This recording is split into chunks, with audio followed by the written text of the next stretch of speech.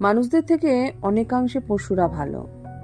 যেমন এদেরকে দেখো, আজকে রাস্তার মোড়ে আবার এদের সঙ্গে দেখা। এরা তোমার কাছে খাওয়ার আশায় আসে।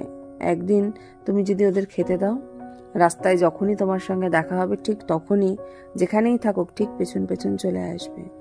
এদের ভালোবাসাটা অন্যরকম। বলে তো কুকুর প্রভুভক্ত জীব। কিন্তু একজন মানুষকে তুমি 7 দিন খেতে দাও, 7 দিনের পর তার পরের দিন যদি খেতে না দাও, তখন তোমার নামে তারা চিৎকার করে। এটাই হচ্ছে বাস্তব।